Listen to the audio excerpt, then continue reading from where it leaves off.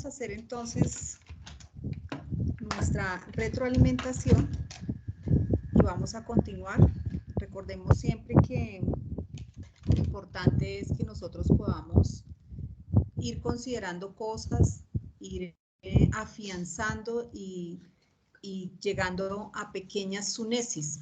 Y Dios es el que nos va a dar el entendimiento para poder continuar, para poder juntar todas estas partes y que todas ellas hagan un clic en nuestra mente. Entonces, desde la clase pasada estábamos trabajando acerca de dos grupos muy especiales que van a ver, entre otros, en este Apocalipsis, y estamos centrados en los 144.000 y la gran multitud, que son compañías diferentes y de la misma manera, por ser diferentes, son recompensas diferentes. Eso es lo que tenemos que, con lo que tenemos que terminar en el corazón, que son compañías diferentes y recompensas para ellos diferentes. Bien, entonces, estos dos grupos, entonces el primer grupo, que son los 144.000, de los cuales hemos venido hablando, son llamados las primicias para Dios y para el Cordero, lo primero de la cosecha. Y la gran multitud, que es la segunda compañía, es la cosecha que viene a seguir. Entonces, la gran multitud, todas estas personas salen de la predicación de los 144.000. Y esta gran multitud está compuesta por judíos dispersos por el mundo y los gentiles que se vayan sumando a ellos. Recordemos que una vez el pueblo quedó Loadmi, ellos fueron esparcidos, fue la diáspora, se fueron por todas las naciones. Y Dios promete desde el Antiguo Testamento que los va a recoger. Ellos van a formar en este tiempo de Apocalipsis, será la gran multitud. Entonces, miremos en Isaías 11:11, dice, asimismo acontecerá en el tiempo que Jehová alzará otra vez su mano para recoger el remanente de su pueblo que aún quede en Asiria, Egipto, Patros, Etiopía, Elán, Sinar y Hamat, y en las costas del mar. Y levantarán pendón a las naciones y juntará los desterrados de Israel y reunirá a los esparcidos de Judá de los 4 confines de la tierra. Entonces, esta es una maravillosa promesa. Todos estos judíos que se encuentran esparcidos por el mundo, va a llegar el momento donde van a ser recogidos por Dios y efectivamente ellos van a conformar esta compañía. Bien, ellos tienen unas promesas y unas promesas que Dios les va a cumplir, ¿sí? Entonces, ellos aquí se ven vestidos de ropa blanca, ¿sí? Y además son los mismos que se encuentran bajo el altar que ya vimos en el quinto sello. Ya la voy a arreglar para aquí. Son aquellos que están pidiendo que se haga justicia y que se vengue pues su muerte, que ya estudiamos toda esa parte. Entonces vamos a ir juntando estas piezas. La gran multitud son estas mismas almas que se ven en el capítulo 6, que están bajo el altar pidiendo que se haga justicia y que se haga venganza. Y ellos tienen en ese momento, así como dice en Apocalipsis 6:11, y se les dieron vestiduras blancas. Ese es uno de los premios. Entonces vamos a ver que las vestiduras blancas, como decíamos la clase pasada, son símbolos. ¿Qué significa? Que esa es su recompensa prometida. Entonces, recordemos que hay otros vencedores que hacen falta y ellos deben entender, por lo que están viendo, que ellos tienen que hacer un sacrificio y que su sacrificio no será en vano, porque ya están viendo que a los primeros vencedores, los que están allá bajo el altar, ya se les ve vestidos de blanco, es decir, con sus recompensas dadas. Así que los que aún faltan por morir entienden que su sacrificio no va a ser en vano y que tienen que ir inclusive hasta la muerte, pero que sus recompensas van a estar resguardadas. Entonces, estas vestiduras blancas, recordemos que son símbolos y podemos compararla con las vestiduras militares. Los militares y las distintas empresas pues, que tienen sus uniformes representan a través de símbolos el rango. También podremos inferir que estas recompensas de esta gran multitud no serán todas iguales. Habrán unos que ganarán más recompensa que otros, según sus vestuarios, según todo lo que tengan puesto sobre esas vestiduras. Entonces, esta promesa que ellos están viendo, los que aún no han muerto en el Apocalipsis, están viendo a los otros vestidos de vestiduras blancas. Ellos tienen que apropiarlas por fe. No es que ya estén cumplidas, sino que están resguardadas para el momento en que se les vayan a otorgar. Podemos verlo como nosotros hoy.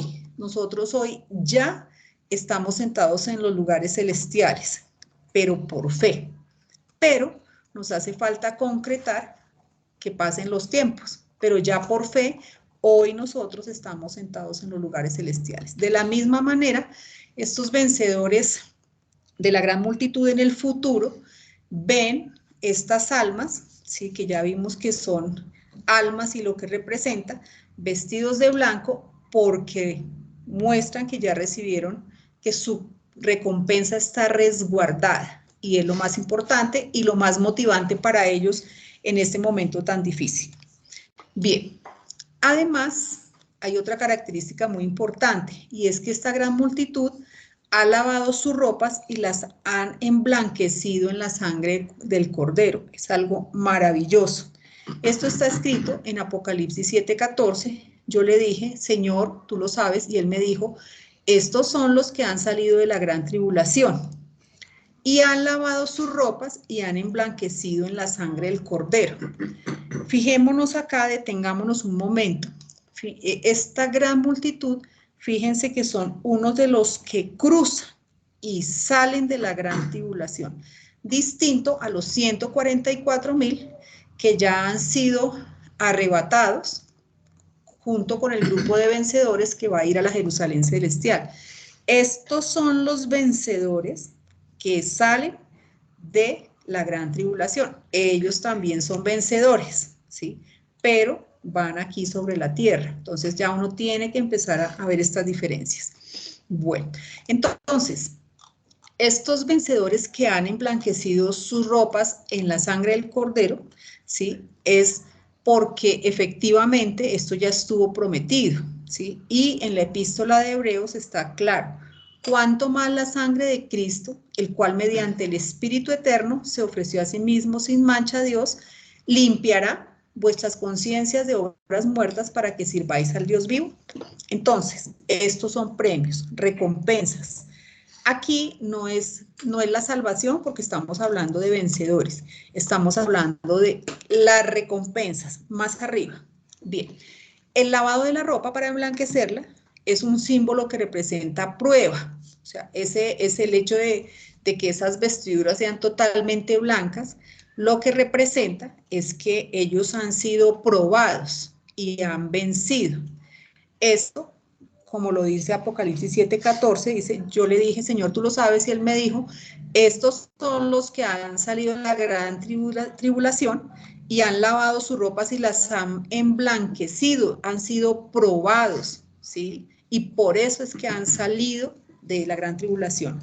Emblanquecido es la palabra griega 30:22, leukos, de luke, que es luz y blanco, en la sangre del Cordero.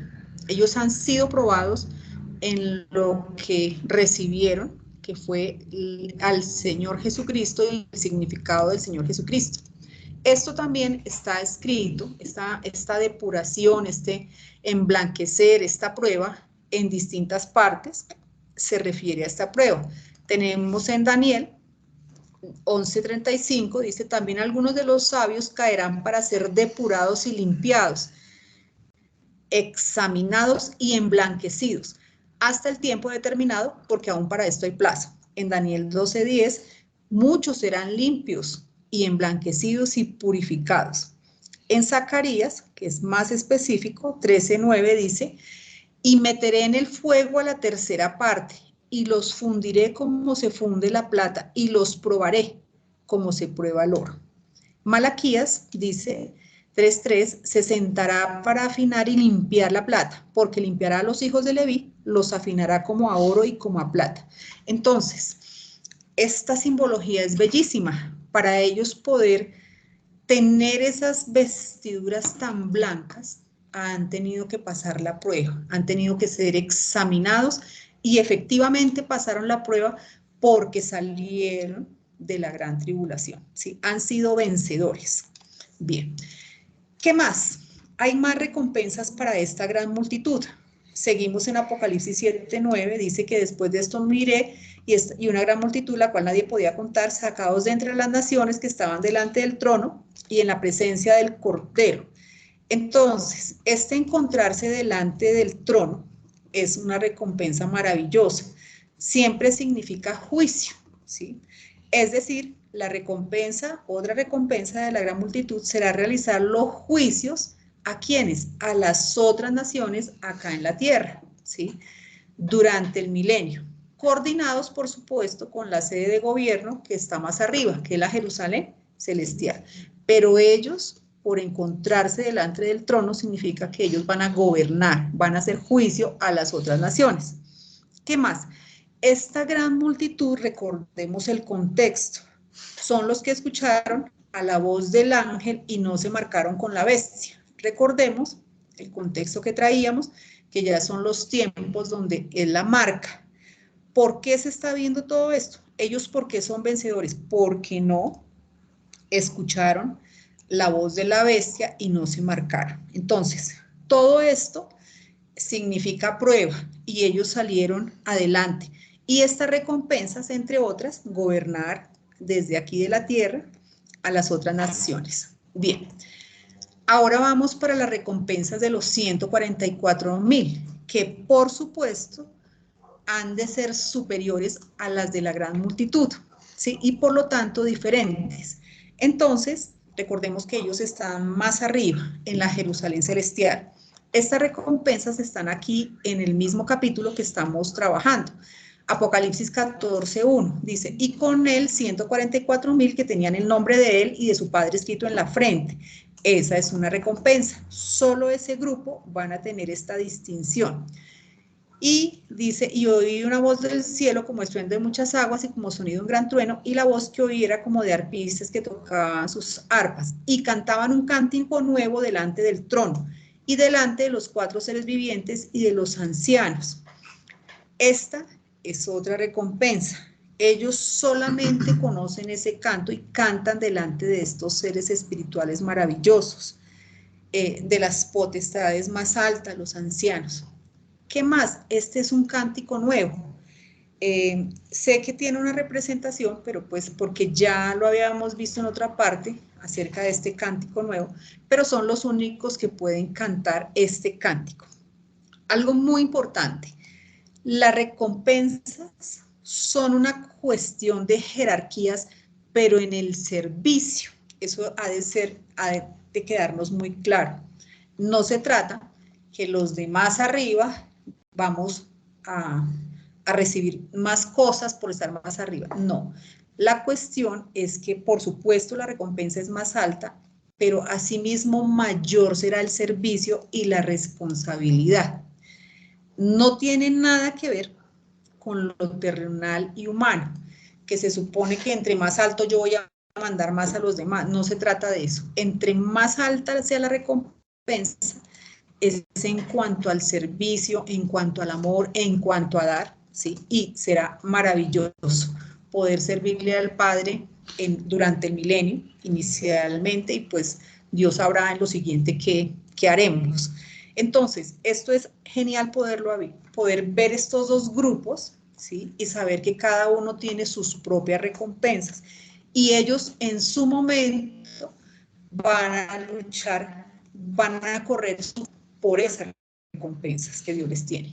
Bien, recordemos, ahora entonces, continuamos con Apocalipsis 14:1, y estos 144,000 que están con el Cordero allí en el monte de Sión, ellos dicen aquí que hay como un sonido de un gran trueno. Recordemos que siempre que se habla de voces, relámpagos y truenos, esos son juicios.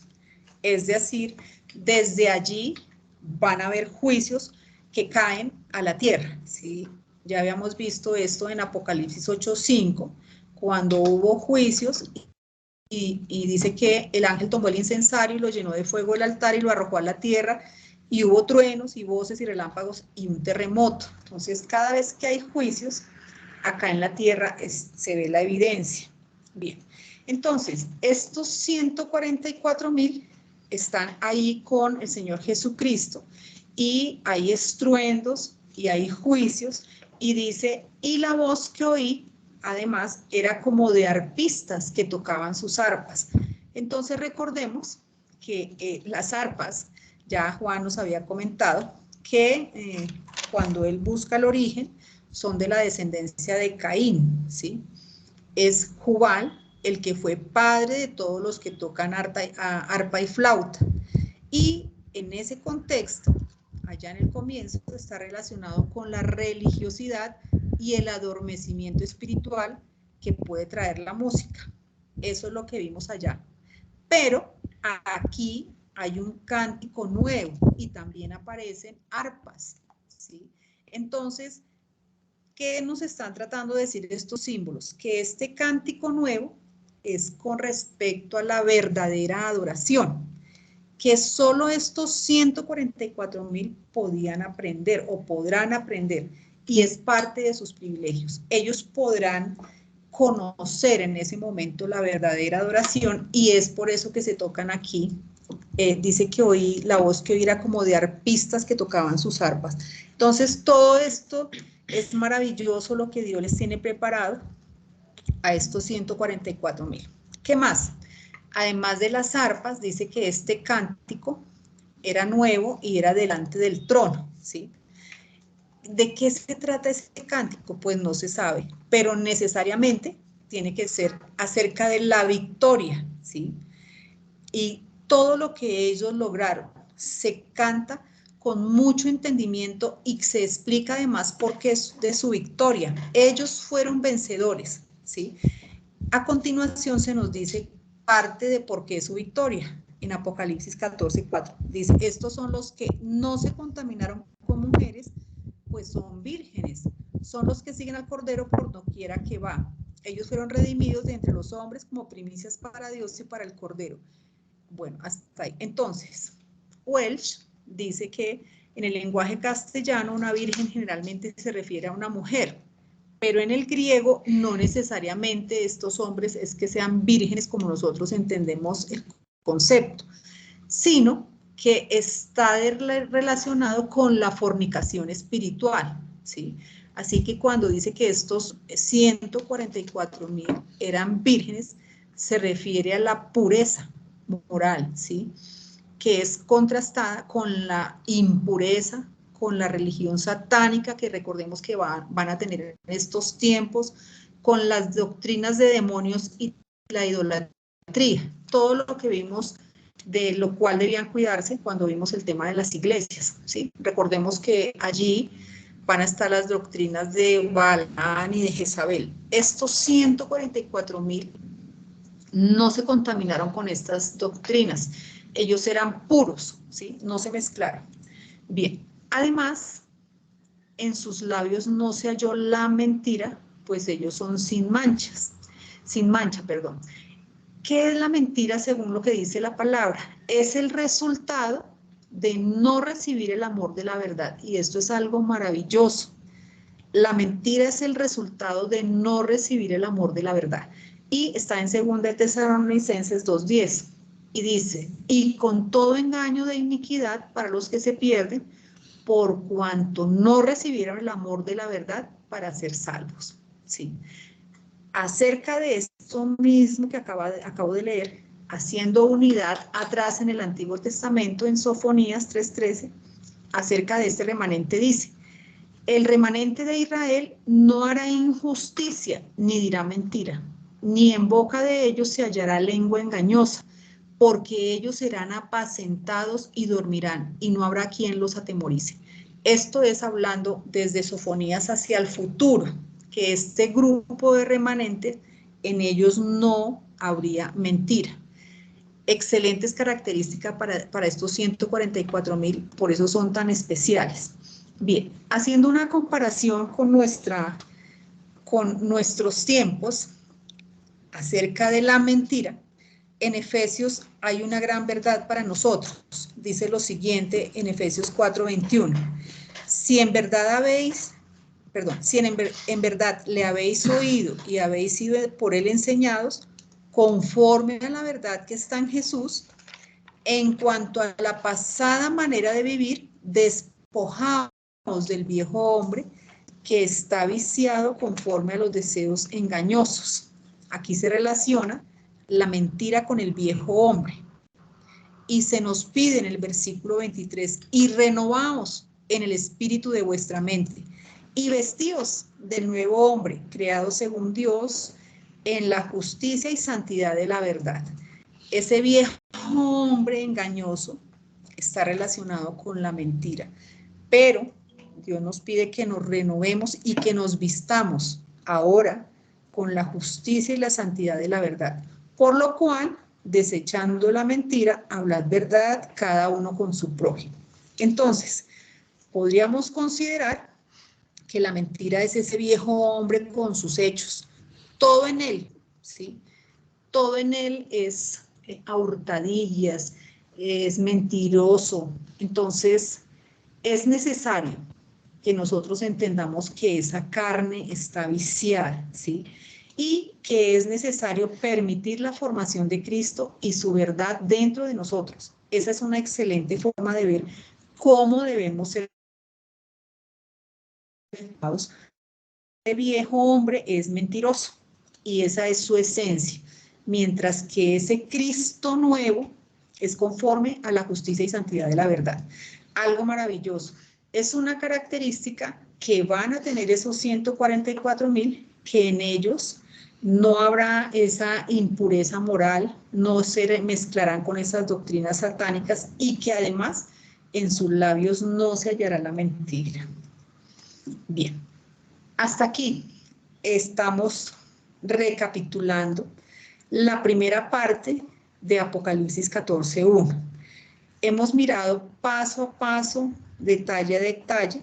Voy a permitirme leerlo para que quedemos ya listo con todos los elementos de la primera parte. Dice Apocalipsis 14:1. Después miré y aquí que el Cordero estaba en pie sobre el monte de Sión, y con él 144,000 que tenían el nombre de él y de su padre escrito en la frente. Y oí una voz del cielo como de estruendo de muchas aguas y como sonido de un gran trueno, y la voz que oí era como de arpistas que tocaban sus arpas y cantaban un cántico nuevo delante del trono y delante de los 4 seres vivientes y de los ancianos. Y nadie podía aprender el cántico sino aquellos 144,000 que fueron redimidos de entre los de la tierra. Estos son los que no se contaminaron con mujeres, pues son vírgenes. Estos son los que siguen al Cordero por doquiera que va. Estos fueron redimidos de entre los hombres como primicias para Dios y para el Cordero. Y en sus bocas no fue hallada mentira, pues son sin mancha delante del trono de Dios. Bien, hasta aquí todas las características de esta primera parte. Y ahora viene algo que irrumpe todo esto que nos están contando. Entonces recordemos los contextos. Estábamos en el contexto de los hay, el contexto de que Satanás está en la tierra, que llama a sus dos bestias, la religiosa, la política, primero la política y luego la religiosa, y que pretenden marcar a la gente, ¿sí? En medio de todo esto, Dios muestra algo futuro, y Él se va hasta allá, hasta ver las promesas, las recompensas que se le dan a estos 144,000 que ya habían sido arrebatados, recordemos, que son el hijo de la mujer, junto con todos los vencedores, y ahora, estando en este momento, irrumpe otro ángel en medio del cielo, y dice lo siguiente, Apocalipsis 14:6, entonces aquí ya cambia todo.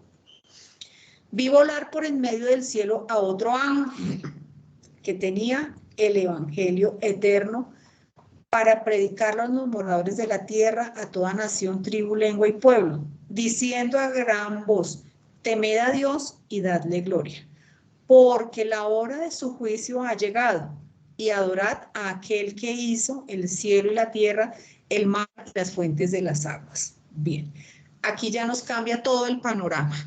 Entonces, ya Dios deja atrás en este momento los 144,000, las recompensas, todo queda en suspenso y entra un ángel en escena. Bien. Entonces, al entrar este ángel, eso quiere decir, y lo vamos a ver, que viene un ministerio, ¿sí? Un encargo para estos ángeles y tiene que ver con el evangelio eterno, ¿sí? Entonces, de nuevo, en este tiempo de Apocalipsis, entonces vamos a ir hilando y recapitulando. De nuevo, en este tiempo de Apocalipsis, los ángeles tendrán una relación directa con el pueblo de Israel, su salvación y las recompensas, como lo fue en el pasado.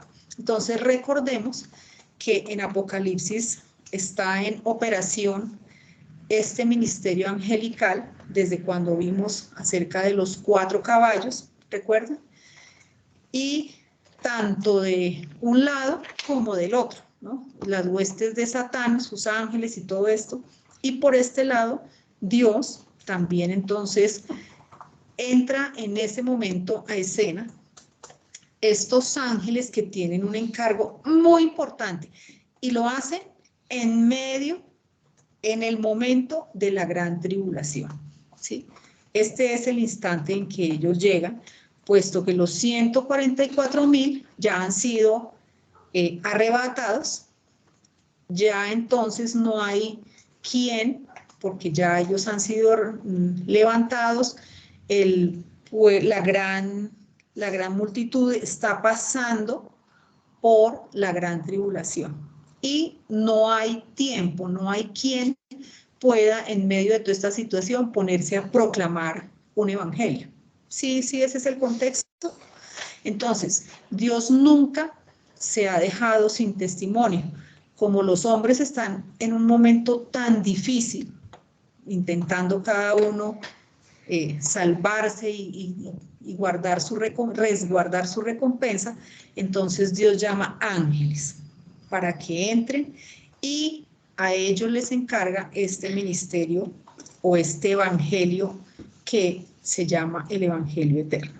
Bien, entonces aquí lo que vamos a hacer es que ya los voy a dejar suficientemente emocionados porque entra una parte maravillosa. Es muy rica en el sentido de todo lo que vamos a poder entender en este evangelio eterno en cuanto a el trabajo de los ángeles en este momento tan importante y tan difícil para la humanidad, para los que se queden para atrás, para los que están pasando por la gran tribulación. Están los escenarios muy difíciles, la bestia, el falso profeta, proclamando, marcando la gente, y en medio de todo esto aparecen los ángeles para servir. Entonces vamos a dejar aquí y voy a darle la palabra a Juan para que, por favor, entonces que Dios los bendiga.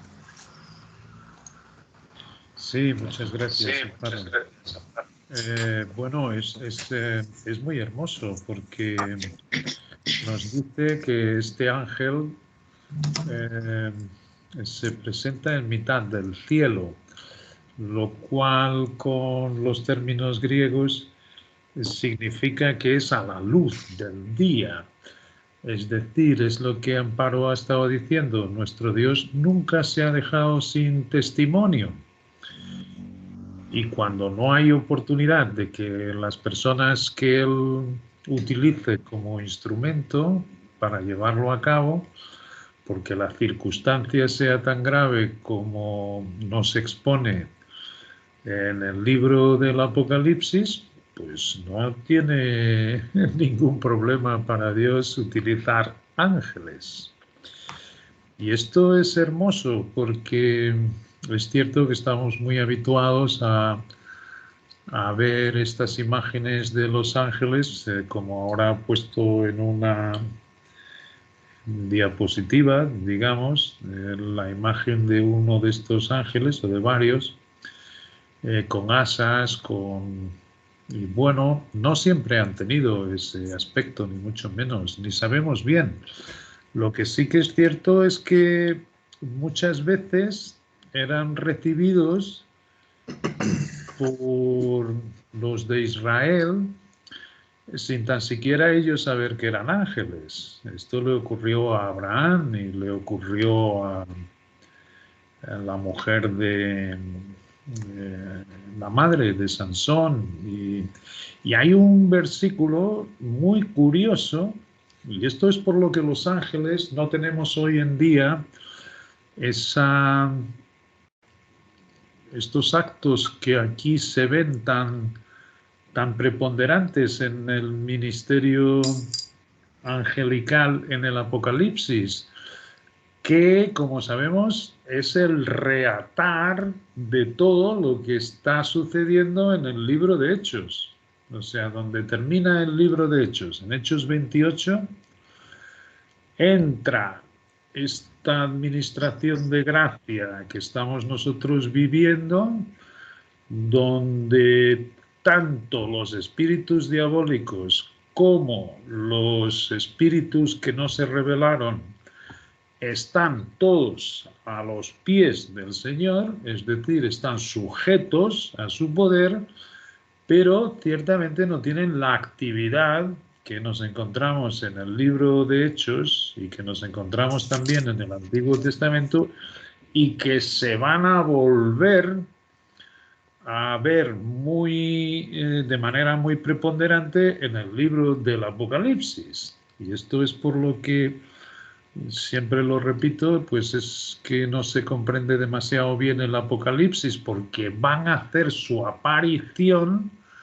no solo ya el hombre, por eso se dice que hoy es el día del hombre, hoy es el hombre el que juzga, hoy es el hombre el que lleva los destinos de la humanidad, de mal a peor, efectivamente, porque esto es lo que Dios va a terminar haciendo, dejando sin excusa al hombre, llegando el ministerio de iniquidad a su colmo y dándose la completa y total apostasía, que es el alejamiento de nuestro Dios. Esto es lo que la humanidad está llevando.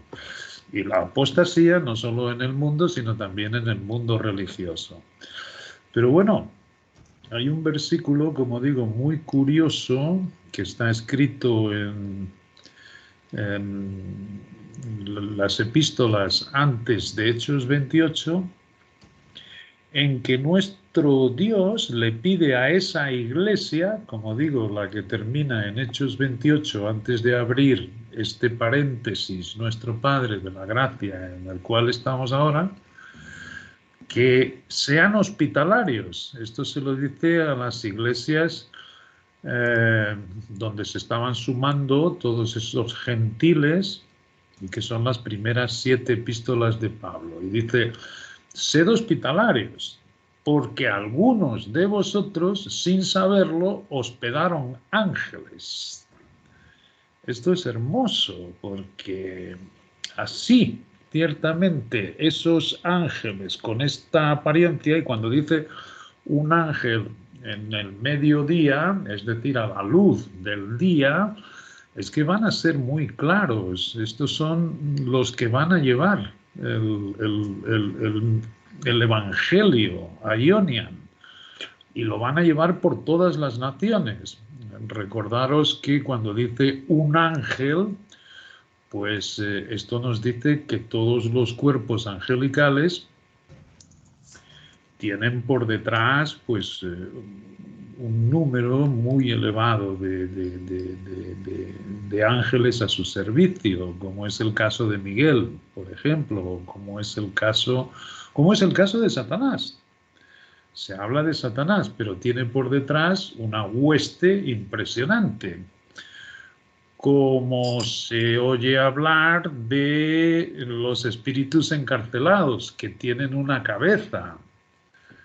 Y esa cabeza tiene por detrás 200 millones de ángeles. Por tanto, este ángel que lleva en ese tiempo de la gran tribulación el Evangelio por el mundo, por las naciones, y que solo les pide a las personas que le den gloria al Creador, al que hizo los cielos y la tierra. No les va a pedir otra cosa, porque esto se cumple en la palabra que vemos escrita en el Evangelio de Juan, que es: cualquiera que en él cree no se pierda, mas tenga vida eterna. Por tanto, esto lo van a escuchar la multitud que aquí esté pasando por esos escenarios del Apocalipsis.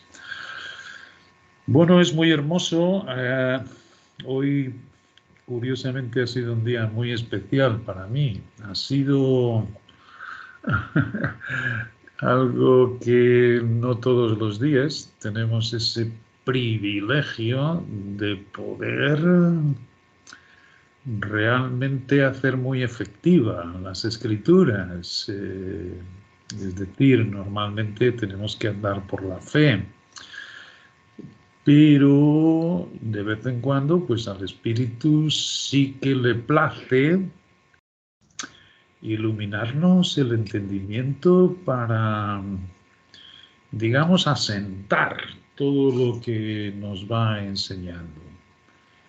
Cuando nos quedamos vacíos, esto es precioso. Es decir, estoy viendo pues lo que hace unos años atrás había visto con Sara, que ciertamente el último libro del doctor Bullinger se titulaba Los fundamentos de la verdad dispensacional, donde él viene a descubrir pues que su esperanza nada tenía que ver con la esperanza de Israel, sino que después de Hechos 28, nuestro Padre Celestial tuvo por bien encerrar a Pablo en prisión para que se dedicase única y exclusivamente a dar a conocer el gran secreto. Hay muchos secretos todavía por desvendar, pero el grande, el que Dios titula y le pone este adjetivo del grande, ese ya se dio. Y de hecho es lo que se está dando a conocer, pero se dio por primera vez al apóstol Pablo. Es curioso cada vez que vemos un término en las Escrituras la importancia que tiene. Aquí vemos que este ángel que aparece, y sabemos, en estos 3 años y medio últimos de la tribulación, que ahí viene, que es futuro todo, pues lo que predica es el Evangelio eterno. Sin embargo, al de las inescrutables riquezas de Cristo, inescrutables porque no puede ser con nuestro entendimiento que llegásemos a palpar esas riquezas, lo llama y se lo permite el Padre mi evangelio. Fíjate, mi evangelio, dice Pablo. Y esto hace una gran diferencia con los otros evangelios, el evangelio de Dios, el evangelio del reino, el evangelio aionian o eterno, y mi evangelio, dice Pablo, donde da a conocer esas riquezas y le pide a Dios pues que nos ilumine el entendimiento para que lo conozcamos y para que conozcamos el poder de la resurrección. Y exactamente como os digo, teníamos, Sara y yo, mucho deseo de comenzar a poner la traducción de este libro, no ya de Bullinger, que fue su último libro, que lo traducimos, aunque me gustaría volver otra vez atrás y verlo de nuevo, pero Charles Wells también tiene un volumen enorme, por el cual voy ahora en Éxodo, sobre los fundamentos de la verdad dispensacional. Y es siempre más sencillo de lo que podemos pensar. Es un nombre muy raro, que es esto de la verdad dispensacional. Bueno, pues toda verdad es dispensacional. Y son los tratos que nuestro Dios lleva con la gente conforme los tiempos y las circunstancias. Asimismo, la manera de tratar Dios con Adán y Eva antes de la caída no es la misma que sus tratos posteriores. La manera de tratar con la humanidad antes de dar la ley en el monte Sinaí no es igual que después de dar la ley. Pero en este trabajo que voy haciendo me está haciendo ver que en todas las administraciones, en todas las dispensaciones de Dios, hay verdades que son generales para todas ellas y que por eso no podemos dejar de lado ninguna escritura. Es decir, si por un lado nosotros tenemos las epístolas posteriores de Pablo, escritas después de Hechos 28, donde está explicando el gran secreto, y esas son nuestras epístolas, ese es el centro de lo que Dios tiene para nosotros, y es, como Él dice, quiere que tengamos los sentidos bien ejercitados para ver las diferencias que tiene nuestra iglesia, nuestra compañía. Como dice que nosotros fuimos escogidos antes de la fundación del mundo, mientras que la iglesia de Dios de los Hechos, que es con la esperanza de Israel, fue escogida después de la fundación del mundo. Como dice efectivamente que las recompensas de esta iglesia de Dios tanto pueden ser en la Jerusalén de arriba, donde Amparo ha estado explicando que irán estos 144.000 y los que Dios tenga destinado en ese sitio celestial, que solo descenderá a la tierra en el tercer cielo, y los que gobiernen a las naciones en el tiempo del milenio aquí en la tierra. Pero la nuestra es que es por encima de todos los cielos y los lugares celestiales, los supracelestiales. Bueno, esto es algo como demasiado grande para que no sea el Espíritu de Dios a iluminarnos. Y ciertamente lo que os quería comentar acerca de no se puede dejar ninguna palabra de fuera, porque hay muchos tratos de nuestro Dios que nos enseña ciertamente el trato que tiene con nosotros hoy en día. Entonces ahora estoy en el libro del Éxodo, ya terminé Génesis, que ya os lo he enviado a un grupo ya bastante elevado de vosotros, y es maravilloso, maravilloso estas verdades que son de todos los tiempos, desde que y que entran en el propósito de Dios. Siempre he dicho que lo que Dios hace es una separación. Dios está haciendo una separación, tanto sea a Israel, como sea a la iglesia, como sea individual de cada uno de vosotros, de cada uno de nosotros. Dios está separando las aguas, Dios está separando la vieja levadura, que es exactamente la naturaleza que nosotros heredamos por nacimiento, de la creación que Él ha puesto dentro de nosotros y que es Cristo, el centro y la circunferencia de toda la Escritura.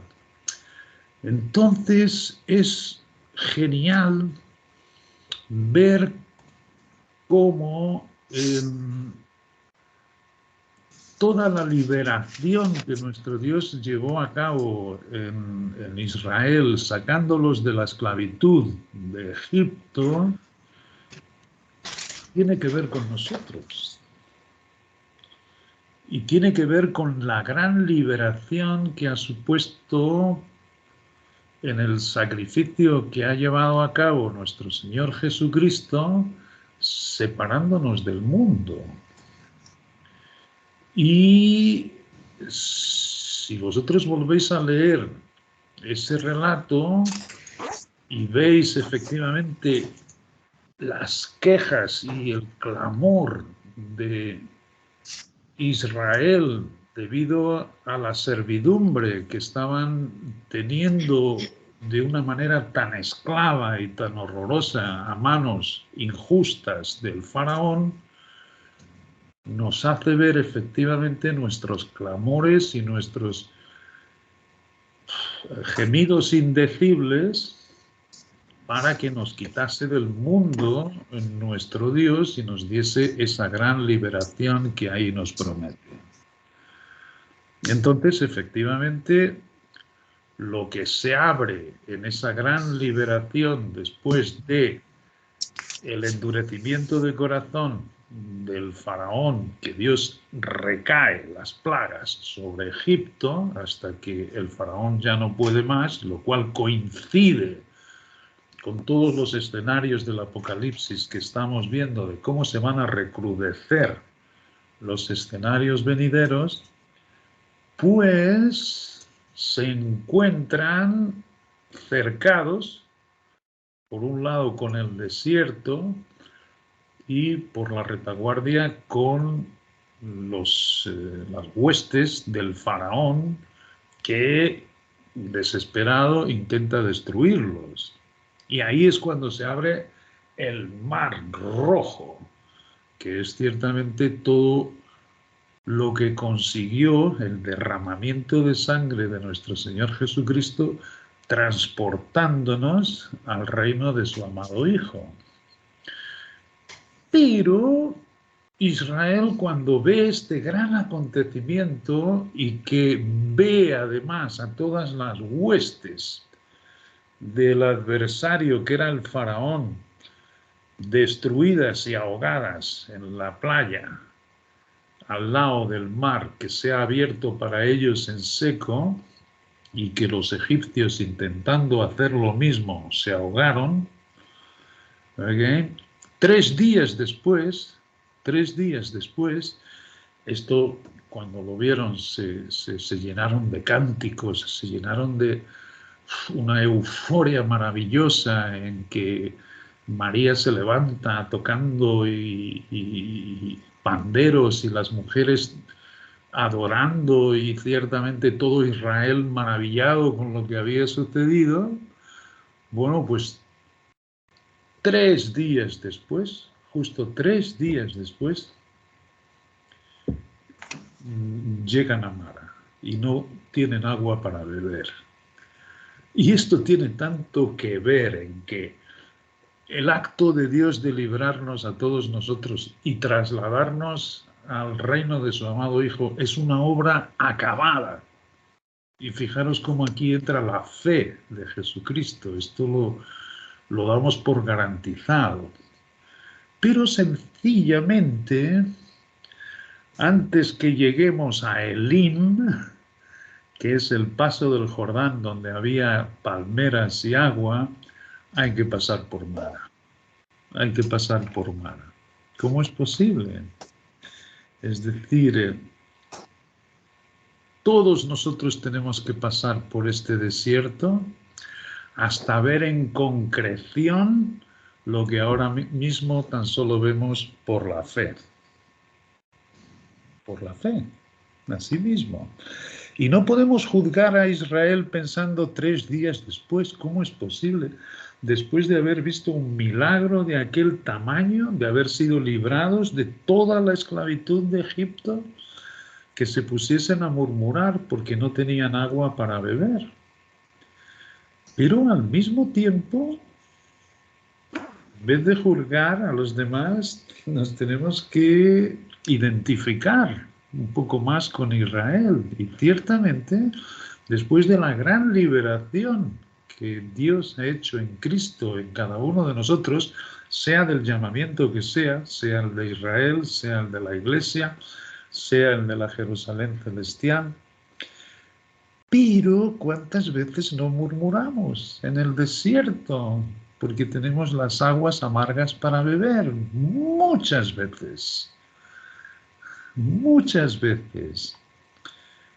Y ciertamente lo que sucede es que ellos se ponen a murmurar porque se olvidan de toda la esclavitud que tenían antes de que Dios los librase. Nosotros nos ponemos a murmurar siempre que nos olvidemos. ¿Y qué es lo que ocurrió con Israel? Sencillamente es que se avivó un recuerdo de las ollas de carne que tenían en Israel, en Egipto. Ya no se acordaban de la esclavitud que allí vivieron, sino que se avivó las ollas de carne, se avivaron los puerros, las cebollas.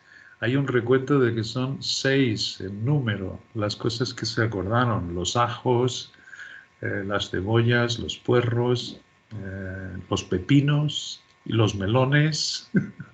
Son 6, pero son 6 efectivamente porque esto se coloca por la seducción del mundo, la seducción que se aviva en el creyente y le hace retroceder al punto de querer apedrear a Moisés y apedrear a Josué y a Caleb y volverse para atrás. Y ya no se acuerdan de la esclavitud que tenían en el mundo. Y ya perdieron. Por tanto, esto es lo que hace el hombre viejo en nosotros. Esto es lo que hace la naturaleza en nosotros. Nos aviva las cosas seductoras del mundo y perdemos el recuerdo de los sumamente esclavos que éramos en el mundo. ¿Entiendes? Por eso nuestro Dios lo que hace es mantener el hombre viejo en nosotros y que esté siempre este conflicto en nosotros. ¿Entiendes?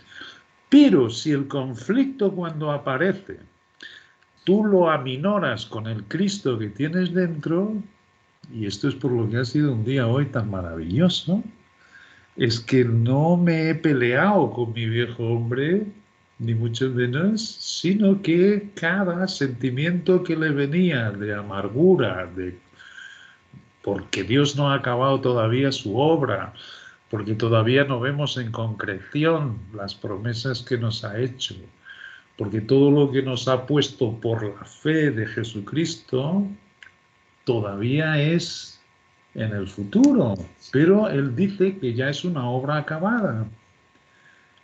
¿Entiendes? Entonces, cada uno de los pensamientos que me vienen de estas amarguras, de esta tribulación, la confronto con mi Cristo. Y digo, es maravilloso. Es ciertamente, fijaros, y esto también es otra de las cosas, y ya con esto también termino por hoy, es el maná. Es decir, una de las cosas que avivaba las cosas seductoras que había en Egipto, sin acordarse ya de toda la esclavitud y todo el servilismo que los egipcios les hacían pasar a todos los de Israel, es que en el desierto solo tenían el maná. Y esto otra vez vuelve a ser un paralelo con nosotros. Es que si ciertamente Cristo se forma en nosotros, nosotros vamos dejando atrás todas estas cosas del mundo con este alimento diario que es el maná. ¿Qué es el maná? El maná es lo único que ellos tenían en el desierto para comer. Y ellos estaban hartos del maná. Ellos les apetecía mucho más los pepinos, los puerros, los ajos, las cebollas, los melones de Egipto. Y el viejo hombre es así, nos hace revivir las cosas seductoras del mundo y despreciamos el maná. Y sin embargo, el maná es el alimento de los ángeles. Y el maná es el pan que descendió del cielo, que es Cristo. Y ciertamente nosotros lo único que tenemos en este desierto es a Cristo. Pero este Cristo es más que suficiente para hacer esta travesía en el desierto hasta que lleguen en concreción todas las promesas de nuestro Padre, que son maravillosas. Y en otro día entraremos en ese campo. Pero lo que ellos tenían que hacer era comer el maná en la cantidad diaria necesaria. Dios les avisa muy claramente que no debían acumular maná para 2 días. Todo esto nos habla de la leveza con que debemos andar delante de nuestro Dios vacíos. Todo esto nos habla de permanecer quietos y reposados sin acumular demasiado el maná que cae del cielo todos los días, como hacía Israel, que en su incredulidad se ponían a acumular y apodrecía en sus tiendas, le criaba gusano. Y hoy entiendo, había algunas veces antes de entender esto tan claramente, que cuando el Padre me bendecía como hoy, yo no sé, ha sido un día especial, en que se me han abierto en el entendimiento mucho el no pegarnos con el viejo hombre, ni mucho menos, sino que si Dios lo tiene y que están siempre en conflicto, los mantengamos y que veamos el resultado de todo lo que nos ha librado Dios, comprobando ciertamente cuán débil y cuán enfermo es el viejo hombre, pero siempre con el nuevo. Y entonces esto se atenúa absolutamente todo. Qué lindo que me haya quitado todo temor, qué lindo que me haya quitado toda angustia y el viejo hombre estará ahí, pero el centro es Cristo. Entonces, ahí, en otros tiempos pasados, algunas veces que el Padre me ha dejado ver con la misma claridad que hoy lo tengo, y yo intentaba entonces en ese momento repetirme la palabra y martillar la palabra. Ya os he comentado esto varias veces. Y me resultaba como el agua que la quisiese agarrar con mis puños, porque esa era la voluntad de Dios. Es que estoy más firme en las escrituras y estoy más, y por eso voy a acumular y voy a tener más firmeza y voy a... Y el agua se me escurría por las manos y yo decía, ¿qué está pasando aquí? Yo intento por todos mis medios, pero no, acordaros que nuestro Dios va a ser muy fiel, siguiéndote dando aquello que precisas diariamente. No precisas de acumular más. O sea, precisas de realmente... y nuestro Dios tenía que enseñarles así a Israel, porque Israel había sido esclavo, había sido trabajar en lo duro, como nos acostumbra el mundo a hacer.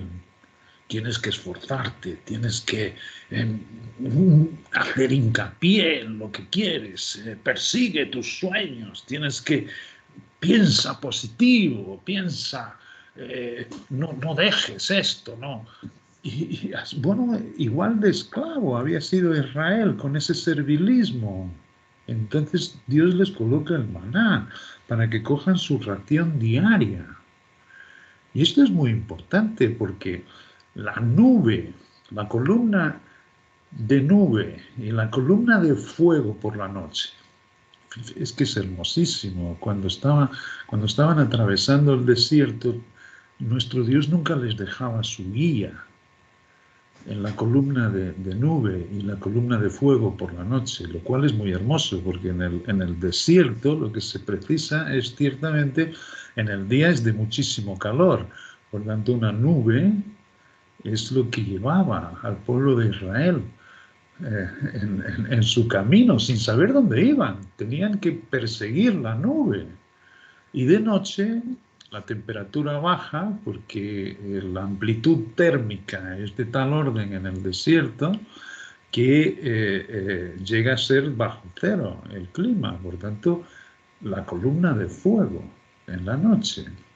Y ciertamente estas columnas se mantenían en el tabernáculo. Y había veces que la columna no se movía y entonces Israel tenía que estar parado hasta que la columna se levantase y comenzase otra vez la jornada. Es decir, y esto es la guía de nuestro Dios, esa no puede faltarnos. Esto es importante que cada uno ore a Dios para que le abra el entendimiento cómo tiene esa guía. No siempre es la misma. Algunas veces utilizó ángeles. En este tiempo, la mayor parte de las veces es con la palabra inspirada. Es decir, mándame tu palabra inspirada y ella me guiará. Y es Él, es decir, nosotros tenemos que practicar, y cada uno puede hacerlo perfectamente, la presencia de la nueva creación dentro de Él, sin alterarse para nada, si ve la debilidad de su viejo hombre, porque este es el propósito de Dios, para hacernos ver la diferencia que tiene con su nueva creación, pero es importantísimo que cada uno siga la nube, la columna de nube de día y la columna de fuego de noches, que es la presencia de nuestro Padre Celestial. Y que confrontes literalmente todo lo que te venga con esa guía de nuestro Padre y no con nosotros mismos. Y no intentes acumular, sino todo lo contrario. Ya hemos dicho que el torpe, el niño, el descoyuntado de cadera como Jacob, desde el día que peleó y ahí comenzó a andar de otra manera, todos estos ejemplos, el pan sin levadura, es como comemos la Pascua, la circuncisión, que son los que no tienen confianza ya en sí mismos, todo esto nos habla del Cristo, de la nueva creación que cada uno de vosotros tiene. Y es hermosísimo verlo, sin acumular, sin hacer, sabiendo que todo está en sus manos, absolutamente todo. Esto es lo que tenemos que aprender, es decir, que es todo, literalmente todo. Él es el que produce en vosotros así el querer como el hacer, por su buena voluntad.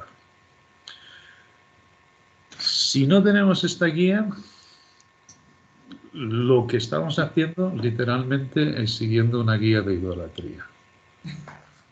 Yo me invento. Así de fácil. Si no es la guía de nuestro Dios y Padre, lo que hacemos es básicamente seguir una guía de idolatría. Aunque el hombre nos haya intentado y nos ha esclavizado literalmente, diciendo que somos nosotros los responsables por nuestra vida y nosotros somos los que llegamos a donde queremos y nosotros somos los que vamos a... No podemos traer esa esclavitud de Egipto a la presencia de nuestro Padre. Y le cuesta mucho hacernos caer al punto de literalmente rebajarnos hasta las cenizas para quitarnos toda esa esclavitud y ciertamente reconocer que somos una nueva creación en Cristo y que tenemos todo lo suficiente para atravesar este desierto por donde primeramente hay que pasar a las aguas amargas de Mara y después entonces recordando efectivamente con la presencia de este viejo hombre lo débil que éramos, lo enfermos que éramos, ir en aumento la obra que Él está llevando a cabo en nosotros hasta que lleguemos a Elim, atravesemos el Jordán y efectivamente lleguemos al sitio de las palmeras y de los pozos de agua, cuál es la tierra prometida. Un abrazo. Bueno, maravilloso, yo quedo sin palabras. Excelente. Para considerar, encanta escuchar que es como la palabra hecha carne. Realmente es muy práctico escucharte y poder tener esta vida cotidiana para practicar la amargura y luego pasar a las palmas donde hay agüita que se echa al madero para que ya se le quite la amargura, ¿no? O sea, Cristo. Bueno, excelente. Un tiempo maravilloso. Dios nuestro Padre cada día nos está dando más y más. Los tiempos en el mundo muy angustiosos, pero acá adentro tenemos tanto calor, tanta esperanza, tanta vida en Cristo, que es maravilloso. Entonces, gracias a Dios por sus vidas, por podernos juntar. Tenemos próximamente nuevas noticias para ustedes. Entonces, les vamos a ir contando cuando vayamos organizando las cosas. Entonces, gracias a todos, gracias Juan. Y Sarita, quisieras por favor cerrar con una oración, por favor.